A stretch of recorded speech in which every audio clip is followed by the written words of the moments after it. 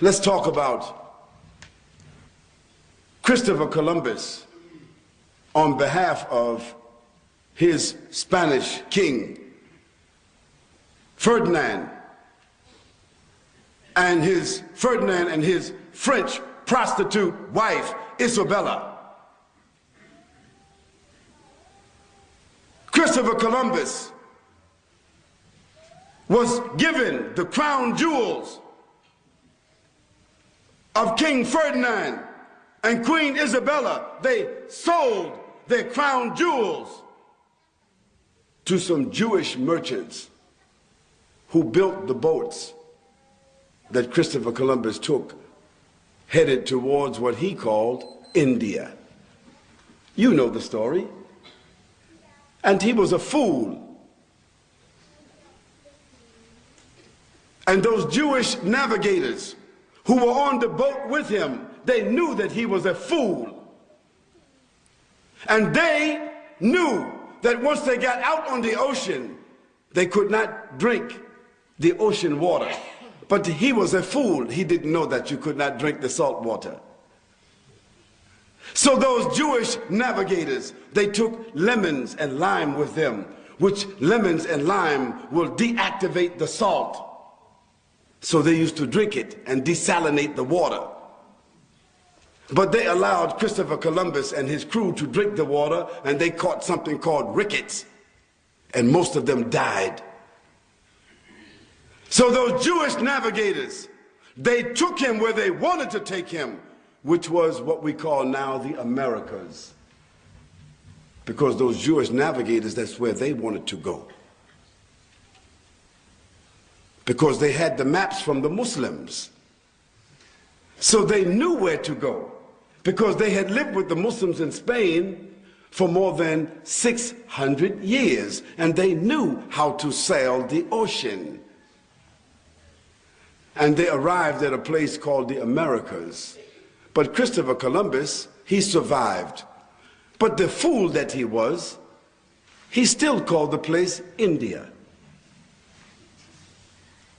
And so even today, how arrogant they are, they still call the people in my country, the native people of my country, they still call them Indians. And let me tell you, after Christopher Columbus came back and claimed that land for King Ferdinand and Isabella, they sent more ships. And within 150 years, they destabilized, massacred, killed, liquidated, eliminated 89 million native Indians, as they called them, to take control of what they call the New World. So we got 56 and we got 89. You keep adding for me, please. And what did they do? They inflicted systematic attacks and assaults with their weapons and their ships and their boats and their armies upon individuals and places within human populations with the purpose of instilling fear and trauma. And what is that definition? Terrorism. Their definition. It's not Khalid's definition. It's their definition, which is in the Oxford Dictionary, the Webster Dictionary, the Funk and Wagner Dictionary, all established authorities in their language, their definition. And after them came the French. On the other side of what is called the Americas, the French came from the side which is called California. And the French, they came. And along with the Dutch and the French, they added another 28 million to the number that had already been destabilized, liquefied, and otherwise eliminated. We move on to the land called Africa. Those who had occupied the Americas knew that their own people, their own populations could not do the work that was necessary to build up that country. They needed a new workforce.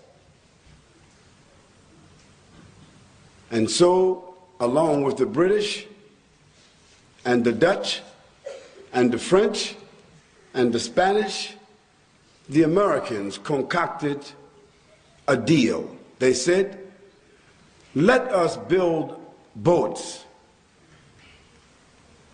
and let us also make whiskey and let us also make guns. So with guns and whiskey and boats, we can barter and trade, and we can go to Africa and take those dark-skinned black heathens, put them in boats, bring them to Europe, to America, in what was called the Triangle Trade. From Africa to the Americas, to Europe, back to Africa, this is a triangle.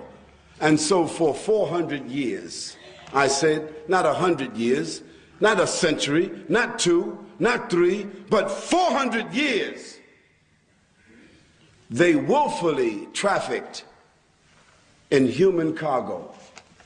And they took out of Africa 180 million people, like dogs and rats, putting them in the bottom of ships and keeping them there for the 3 or 4 months that it took for that triangle trade to complete itself, realizing that only 23 out of 100 of those slaves inside the ship would survive. So they made sure that the cost of those 23 slaves would pay for the whole shipment. Where did the other 77 slaves wind up? In the graveyard of the Atlantic Ocean. So you take 70% of 180 million. You are intelligent people. Take 70% of 180 million over 400 years,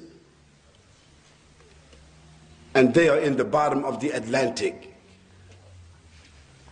The other 30% of 180 million, the 52 million they brought and put between Europe, the Caribbean, and the Americas. So now you add 180 million to already 86 and 17 and 59. Somebody just keep adding. And let me give you the definition of what they did. The act of inflicting systematic attacks and assaults upon individuals and places within human populations with the purpose of instilling fear and trauma. And what does that mean? Terrorism.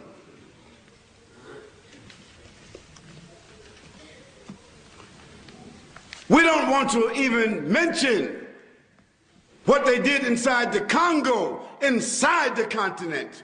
We don't want to have to mention what they did in South Africa. The Afrikaners, the Boers, who came from Germany into Africa, who systematically slaughtered and displaced and enslaved 39 million people in South Africa. Who were the natives? And held that position that they were a God-given population who had the right to dominate those heathens, and this was known as apartheid. And the world, the United Nations, accepted it all the way until how long ago? Just 8, 9, 10 years ago, apartheid was an acceptable form of government in the world, although it came out of what kind of action? The act of inflicting systematic attacks and assaults upon individuals and places within human populations with the purpose of instilling fear and trauma. What is that definition?